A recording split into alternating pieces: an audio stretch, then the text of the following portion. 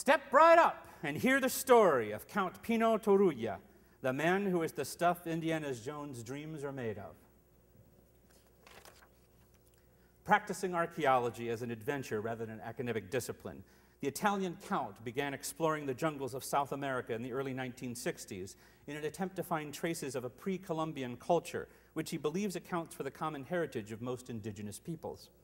Monsters are but one part of that story.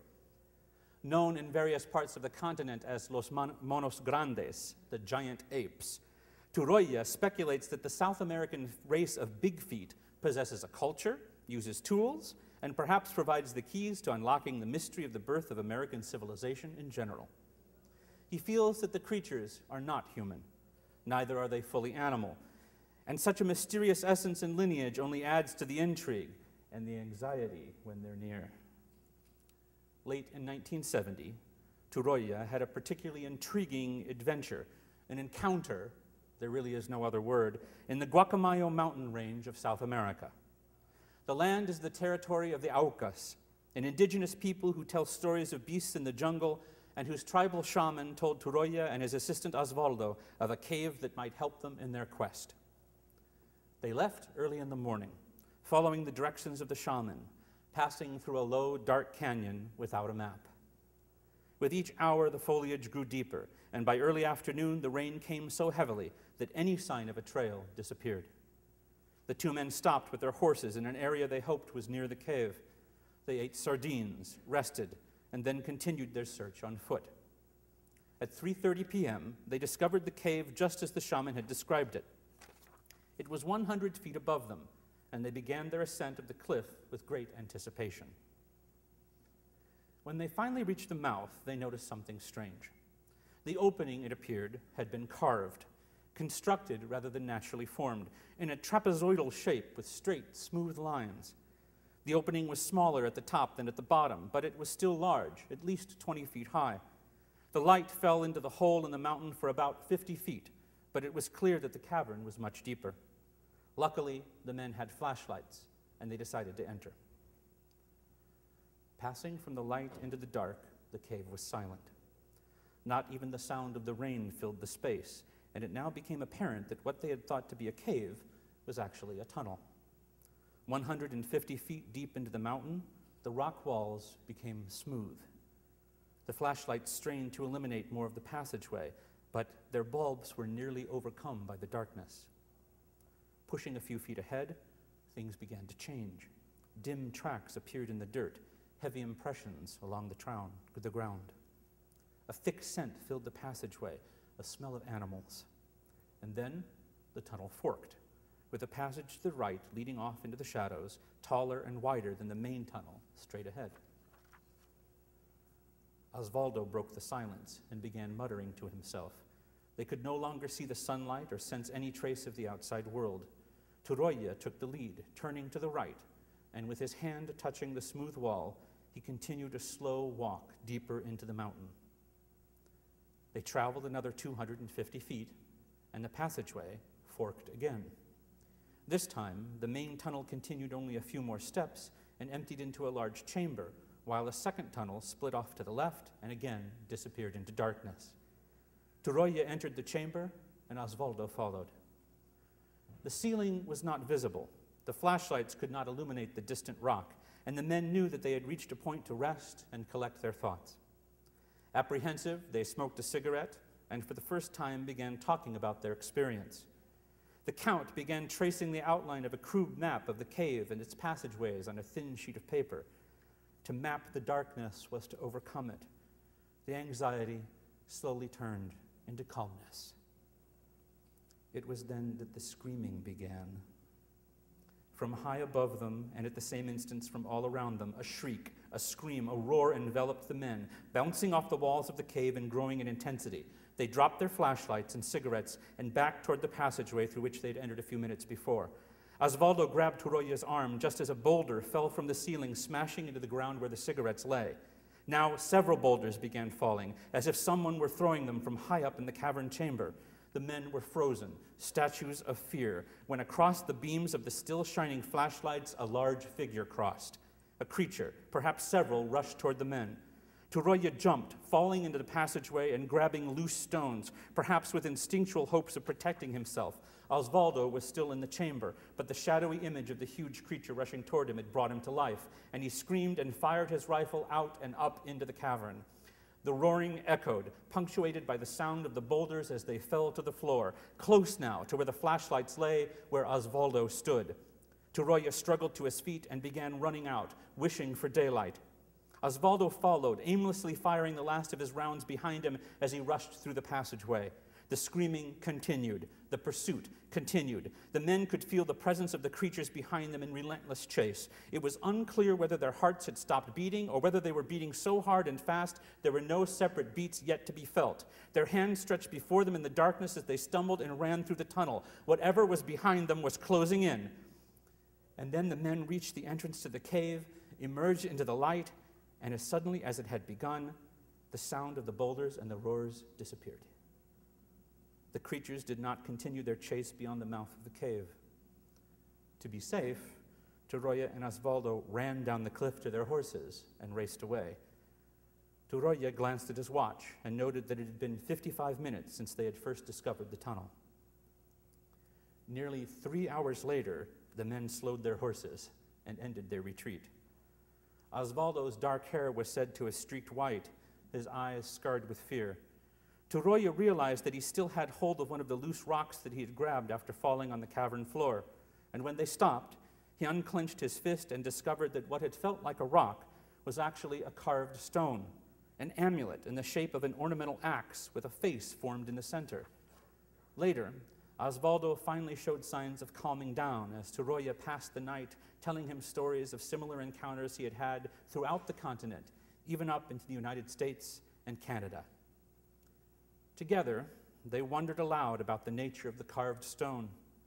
The men neither slept nor ate, and at daybreak, Osvaldo announced he would accompany the Count back to the cave if he so desired. The Count, still recovering from the intense mixture of his own fear and amazement, agreed that they would return. They must return some other day.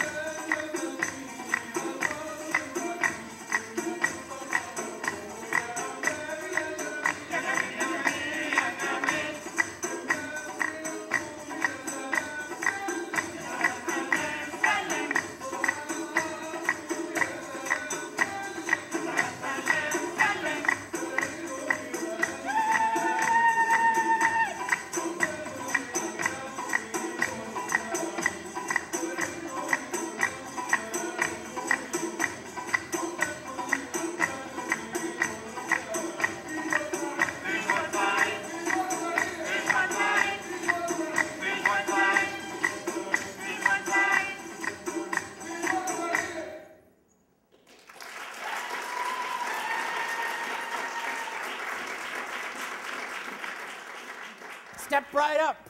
Learn how Count Tuya has made it his business to confront the familiar other.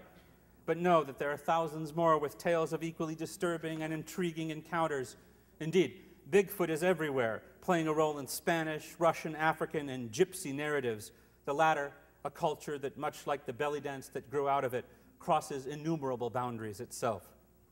But how can we decide the monster's nature? Is Bigfoot human, animal, or neither? What do such encounters tell us about the boundaries and the maps of the species which we've drawn? Species identity is a constant focus of the scientific debate, and Bigfoot has been thought to be everything from the missing link to a distant cousin of Asian apes, and thus humans. But is the concept of species a legitimate one? The standard realist argument is that species is a real phenomenon, and that it's best understood as a successful breeding group. Gorillas, for instance, constitute a species because they're linked by birth and because they interbreed. The concept is similar to Immanuel Kant's notion of a Realgattung. Leaving aside for the moment the question of whether or not sex with Bigfoot smacks of bestiality, is it possible we are part of an interbreeding group? Some argue that the Kantian Realgattung should be updated to a Formenkreis, a ring species, in order to point out just how hard it is to map and answer such a question. Richard Dawkins explains that the best known case is the herring gull versus the lesser blackback gull. In Britain, these are clearly distinct species, quite different in color. Anybody can tell them apart. But if you follow the population of herring gulls westward around the North Pole to North America, then via Alaska across Siberia and back to Europe again, you notice a curious fact. The herring gulls gradually become less and less like herring gulls and more like lesser blackback gulls, until it turns out that the European lesser blackback gull actually are the other end of a ring that started out as herring gulls. At every stage around the ring, the birds are sufficiently similar to their neighbors to interbreed with them, until, that is, the ends of the continuum are reached. Dawkins suggests that chimps and humans are part of the same ring species, but they're deemed to be two different species today because the intermediary steps are extinct. If Pan, Pongo, Gorilla, Homo, and whatever Bigfoot might be are each links in a ringed chain, then the importance of a so-called missing link is clear, not in the familiar linear sense, but in a more circular ringed sense of the term. Finding bones, though, may not be enough. It's the existence of a living intermediary gull that makes the herring gull of Britain joined as a species. This does not fit easily with common sense. Either humans and chimps are the same species, or they're not. How could the living existence of a third type of creature fundamentally alter the nature of the first two? As Dawkins remarks, remember that song, I've danced with a man who's danced with a girl who's danced with the Prince of Wales? We can't quite interbreed with modern chimpanzees, but we need only a handful of intermediary types to be able to sing, I've bred with a man who's bred with a girl who's bred with a chimpanzee. It is sheer luck that this handful of intermediaries no longer exists. But for this chance, our laws and our morals would be very different. We need only discover a single survivor, say a relict Australopithecus in the Bandango forest, and our entire precious system of norms and ethics would come crashing down around our ears. The boundaries with which we segregate our world would be shot to pieces. There is an inherent vicious circularity in all of this ring business, however. Suppose we found a Bigfoot. To see if he might be part of our ring, we would need to establish his species identity. But of course, his species identity is just what's in question. In other words, to see if he belongs in our ring, we would have to test the creature, no doubt resorting to analyzing hairs, screams, genetics, etc. Either that, or we'd have to mate with him to test our interbreeding qualities, which of course assumes we've encountered a heterosexual Bigfoot, with heterosexual desires, and not just breeding abilities. Regardless of the prurient possibilities of a hairy hookup, there are more important points to be made here. All of this science is not typically the method for determining humanity. When a new family moves into the neighborhood, we don't question that family's species. We do not attempt to breed with them in the name of science. We don't record and study the sounds emanating from their house, film and scrutinize them while they walk across their lawn, and analyze their various waste products to determine if they are in fact human. We just know. The same goes for our encounters with squirrels in the park, birds at the feeder, and dogs in the street. Supposedly, we just know they're not human. But among the folks who have had monster encounters, there is no agreement on whether or not they just know. And it is thus that the creature represents a crisis and a discovery. Count Tuya understandably retreats in fear. The world has changed, and he is not what he has thought himself to be.